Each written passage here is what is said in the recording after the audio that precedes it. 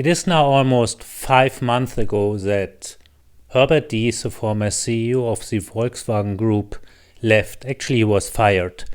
And the new CEO, Oliver Blume, came into his job on September the 1st. And in that 5 months, a lot of things happened, although there has not been a lot of headlines in the news. So today in my video, I would like to discuss a little bit the good and the bad and what Oliver Blume did and to what extent it is an advantage or a disadvantage for the group. This is Alex, this is my channel. Please subscribe, follow me on Twitter or become a patron. Let's get started. Let's get started with number one. When Oliver Blume came into office, he fired a lot of managers, top managers from VW Group. And I'm not sure if that's a good or a bad. It's kind of the name of the game. A lot of top executives are doing that when they come into office. But it's a little bit a drag on the focus of an organization, I believe, because people are uncertain about their future and what's going to happen. And we've seen this over the month. I mean, we're talking 5 months here, that people in key positions that Herbert Diess brought in before are fired. To be fair, Herbert Diess has done the same. He fired a couple of people where he believes that they are not supportive for the mission to battery electric vehicles. So what? I mean, this is just how it is. Another thing that has been criticized is that Oliver Blume has two CEO positions, two. One is for Porsche, which was his former assignment, and the other one is now for the VW Group, and Porsche is a part of the VW Group. So quite confusing. In terms of making Porsche IPO, there's a little bit of interest conflict here. So like Porsche CEO is negotiating with the VW CEO on certain terms and how to run this. I'm not sure if that's good. You can argue that Herbert Diess was before the CEO of VW brand and also the CEO of VW Group, but this is not really the same simply because Porsche is a very much separated organization within the group. So that's what happened. Another thing which I would call more positive is that Oliver Blume reduced the size of the board, which I believe has been overdue. So Herbert Diess has blown this up a little bit, which is not a good thing, I believe, in terms of focus and decision making. I mean, there's so many players in the sport already with different interests, and it's a highly political organization. So I think this is what Oliver did throughout his first 5 months. A lot of changes in terms of people, and I believe this is going to continue. Number two, Oliver Blume, one of his first actions has been to kind of stop, almost delay, or even cancel, however you want to name it, a critical project within the VW Group, which is called Trinity/Artemis. So Trinity is a project from VW brand, which is a new factory that's supposed to produce the battery electric vehicles from VW as fast as Tesla. So there's a threefold difference or 3 times simply because VW is producing a vehicle in 30 hours and Tesla in 10, which makes it a huge drag on cost. So that's a big problem. And this has been one of the pet projects from Herbert Diess, and a very important project because it's supposed to be a new platform which brings everything a Tesla can do and deliver. And the same is true for Artemis, which is more the platform or the vehicle, however you want to call it, for Audi and Porsche. So more the premium segment of the company. So one of the first things Oliver Blume did is he stopped that and he delayed it. So Trinity was originally scheduled for 2025-2026, which is now more the end of the decade. So we talk about 6 or 7 years, and this is something the company just can't afford because the MEB platform with the ID vehicles, which is now the state of the art or the situation or the products that they are pushing out, these vehicles are not really, state of the art. They are not really good People do not like them as much as you want them. You just have to look at the statistics in terms of registration. Yes, they are selling quite a lot ID4s, but it's far, far behind what the group was looking at. And the Trinity project also included a new factory that's supposed to be built right in Wolfsburg at the headquarters. And now they are intending to integrate the new factory, into the old building. We know what that means. I mean, just look at Tesla with the NUMMI factory in Fremont. That was a pain in the ass. They had a lot of issues simply because the factory layout and structure didn't fit to that what Elon and the team wanted to accomplish there. And the same will happen in Wolfsburg because the Wolfsburg plant is from the 30s, so it's a almost 100 years old factory. And yes, they have renovated and modernized them all the time, but it doesn't really help. If you want to produce good BEVs, you have to have a dedicated factory for that. Otherwise, you will never ever achieve the productivity gains you need to achieve in order to produce and deliver affordable battery electric vehicles. Number 3.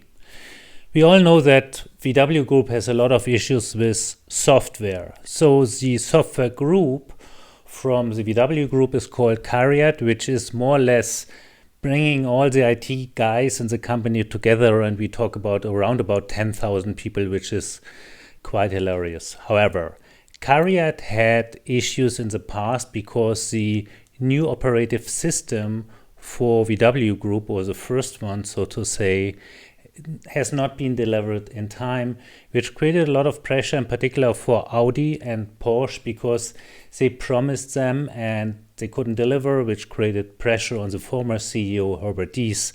And it's probably one of the main reasons, not the only one, but one of the main reasons why he has been fired last year. So Kariat is not really doing well, and at the moment there are discussions or information about a subset of that operating system is now integrated in parts of the battery electric vehicles from Audi and Porsche. So I'm not sure what to make out of that, but right now the group is not really doing what is required from the market in order to be successful. We get a lot of messages from owners who have problems. Porsche vehicles where the battery heating system doesn't really work, where the cabin heating doesn't work. There seems to be issues with suppliers, chip shortages and other things, which is all related to software. So that big thing is not solved. There are rumors about right now for the head of Kariat, who has a role to deliver, Hildenberg. He has just now his last chance to really deliver that product. And at the moment, we only see delays, and a lot of issues in terms of the new platforms as well. So this is not only MEB related, this is certainly also going into the new platform. And right now, VW Group is trying to hire new people in order to comply with the need to deliver vehicles. Audi is hiring in parallel also IT people. So all of that together doesn't really give the impression there's a clear strategy and there's a clear focus here behind all of that. So to be honest, I'm not convinced that they are going to deliver. I hope I'm wrong, but we will see. Number 4. You probably heard about the MEB platform, which is kind of the modular construction kit for electric vehicles from VW Group, which was the first dedicated platform for electric vehicles, their first.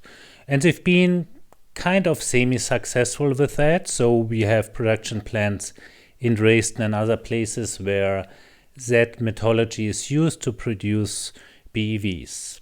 In addition to MEB, you had PPE, which is the premium version of MEB. So this is for premium vehicles like Audi and Porsche. So 2 different platforms, but kind of the same generation. The second generation is the SSP, which is a scalable system platform from VW Group, which was promised long ago but really not delivered. And this is kind of delayed now to the end of the decade. And the idea is obviously, as the name tells you, scalability, which is one of the issues from the VW Group, which has not only thousands but tens of thousands of different vehicles, different versions and different variations.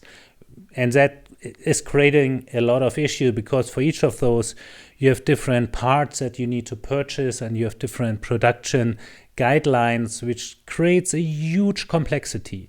So instead of reducing the complexity, VW Group is going into scalability in terms of creating a new Gen 2 platform for battery electric vehicles. As I said, this is connected with Kariat, which I said before, and they are delayed. So this is an issue, and we don't see an end here at the moment.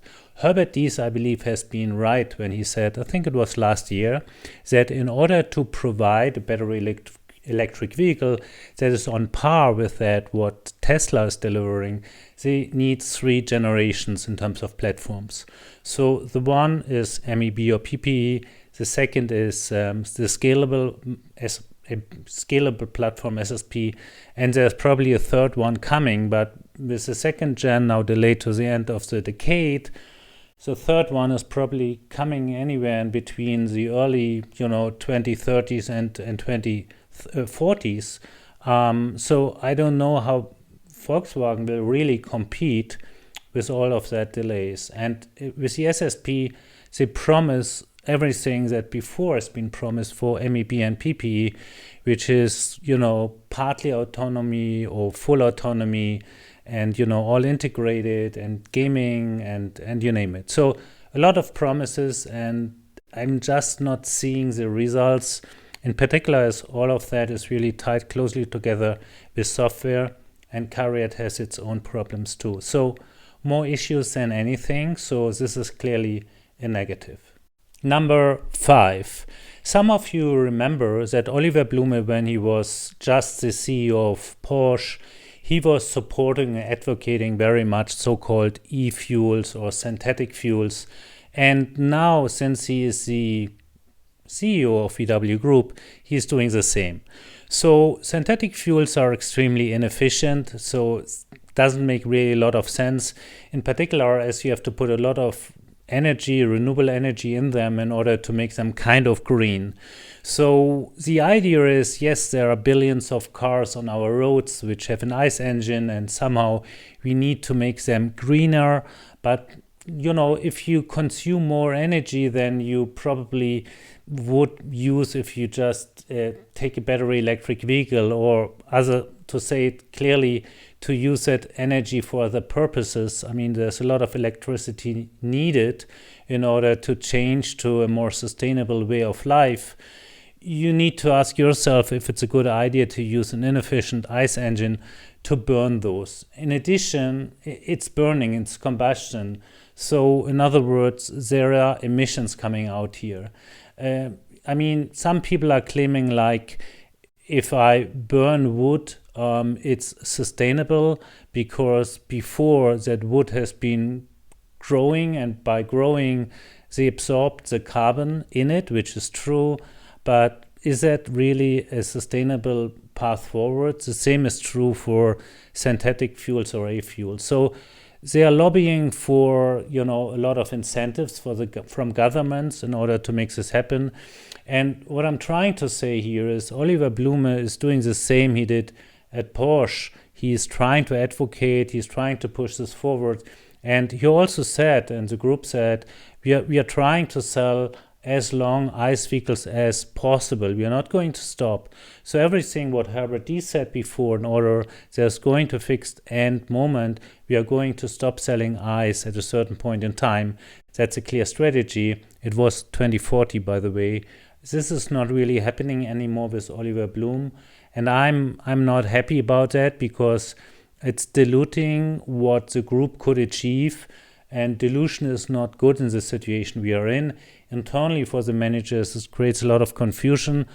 a lot of people are happy because it's kind of back to the future. It's not like focusing on a real and true transformation into battery electric vehicles. Last not least, number 6.